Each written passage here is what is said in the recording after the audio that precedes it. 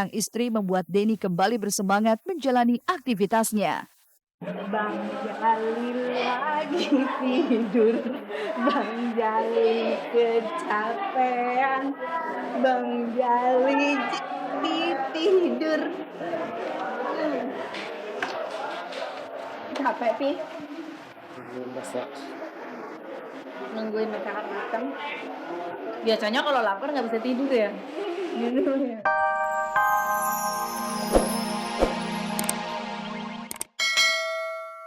Wah, makanya kita pilih soto.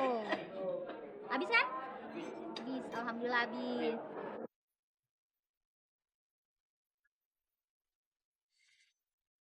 Tidak mudah memang bagi seorang Bopak Castello yang karirnya tengah melejit ini meluangkan sedikit waktunya untuk berkumpul dengan keluarga. Namun siapa sangka jika ritual santap siang bersama ini merupakan ritual yang wajib ia jalani setiap minggu. Acara makan siang kemarin pun kabarnya menjadi hal langka sejak Bopak dikabarkan masuk sebagai komedian papan atas. Kita sempatkan kalau Bopak lagi libur Sabtu atau Minggu kita jalan bersama, ya. Kita cari tempat-tempat yang sambil makan sambil refreshing. Nah, Bopak ini kan satu minggu jadwalnya padat, dia perlu juga refreshing. Seneng banget dengan anak-anak juga senang karena kan setiap hari sudah susah ya ketemu dengan dia ini dari pagi sampai malam sudah waktunya sudah untuk syuting terus makanya alhamdulillah selalu disempatkan untuk berkumpul dengan kami paling tidak seminggu sekali. Bopak bahagia banget, ada waktu yang harus kita curi, ngumpul-ngumpul sama keluarga, sama Pak Januar, sama Tante Yuni, sama Denando, Vanessa, Ade. Biasa kalau kumpul ngobrol-ngobrol, bercanda-bercanda, celah-celahan. Jadi yang istilahnya pikiran jadi penat, jadi hilang.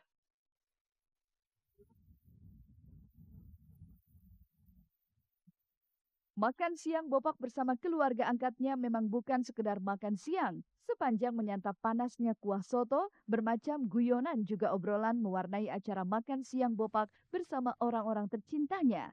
Bahkan sebuah ide untuk mempermak wajah Bopak sempat tercetus saat makan siang. Lantas, benarkah jika hal ini untuk menarik perhatian Boyen, wanita yang tengah menjadi pujaannya, yang tengah menggantung cintanya? Ya Om ya, tidak pernah putus. Kita nggak lupa ya. Alhamdulillah lupa tidak. dulu dia ya. Iya, tidak pernah lupa. Karena kita sudah seperti keluarga banget ya Om. Untuk Bopak sih alhamdulillah tidak berubah.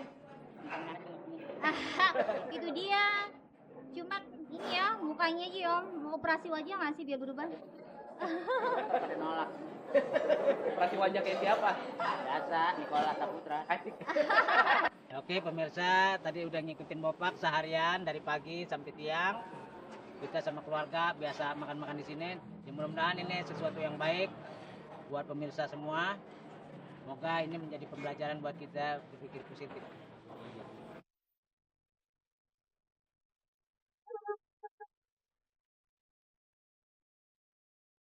Pemirsa, sejak sukses membawa goyang Bang Jali ke ranah hiburan tanah air, rupanya semakin mengukuhkan nama komedian Denny Cagur sebagai seorang entertainer sejati. Dan hal itu membuat Denny pun mau tidak mau kebanjiran fans. Bahkan para penggila Denny Cagur ini resmi menasbihkan dirinya sebagai KBJ alias keluarga Bang Jali.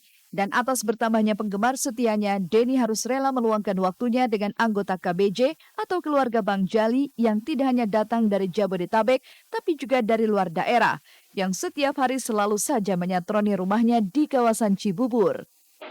Iya, mau pada masak-masak. Jadi biasanya kalau pada ngumpul tuh cewek-cewek pada masak-masak di sini, kita makan bareng-bareng. Nah, ini Randy. Oh, ini dari KBJ Tangsel. KBJ Tangsel.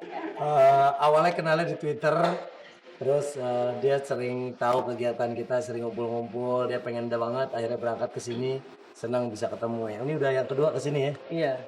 Ini ada juga dari Banten. Kalau untuk ketemu mungkin udah berkali-kali sih.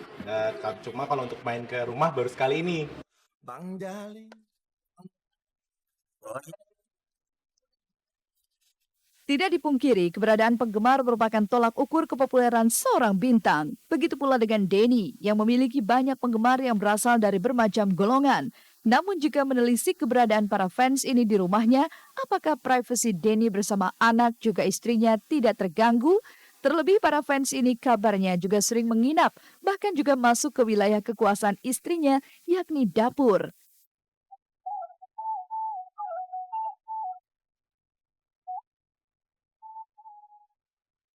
Eh, kadang terharu ya sama teman-teman. Ada yang dari Palembang, ada yang dari Jogja. Kemarin ada juga yang dari Riau berangkat ke sini gitu. Kalau mereka aja bisa ngeluangin waktu, tenaga, uang bahkan kan untuk ongkos untuk ketemu sama gue di lokasi syuting biasanya mereka ketemu. Kenapa gue juga nggak bisa membukakan pintu buat mereka gitu? Gue welcome banget. Gue yakin mereka pasti akan seneng. eh, Mereka udah berkorban semuanya. Gue juga silakan aja monggo, pintu rumah gue terbuka buat mereka gitu. Kayak sekarang kita pengen ngumpul, kita pengen makan bareng, kita mau main game bareng gitu. Match buat gue tuh keluarga yang tidak ada di kartu keluarga gitu. Jadi buat gue mereka tuh adalah keluarga gue yang nggak tercatat di kartu keluarga gitu.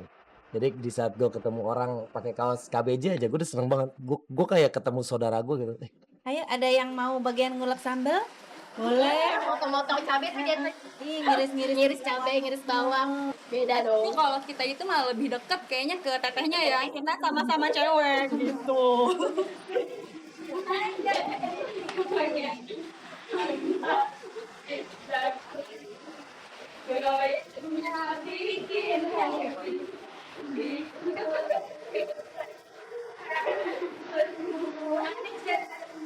yang mantap tuh masakan.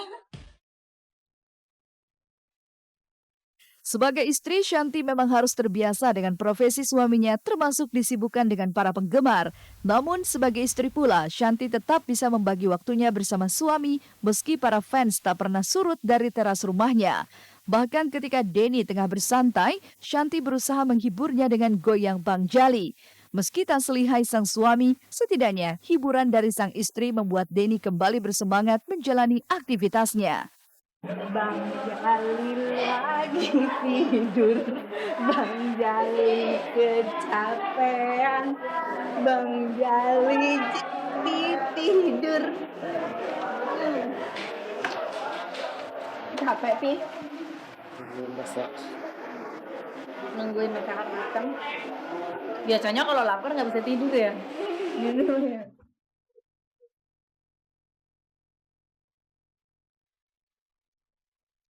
Fans tidak selamanya menjadi benalu, apalagi merepotkan. Walaupun rumahnya tidak terlalu besar, Denny dan Shanti nampak enjoy dengan keberadaan anggota KBJ ini. Bahkan keduanya bisa membaur dengan anggota KBJ. Dan beginilah cara Denny dan Shanti menikmati waktu santainya di balkon rumahnya yang ditemani oleh anggota KBJ. Di sore yang indah ini, Siapa sih? bagaimana kalau kita menyanyikan lagu Iwan Fals? Hati kecil berbisik untuk pada.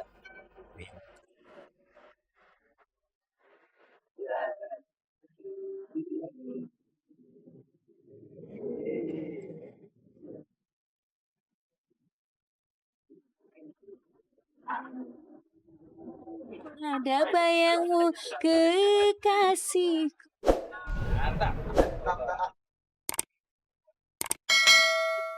Menangis goyang dong. Menangisku karena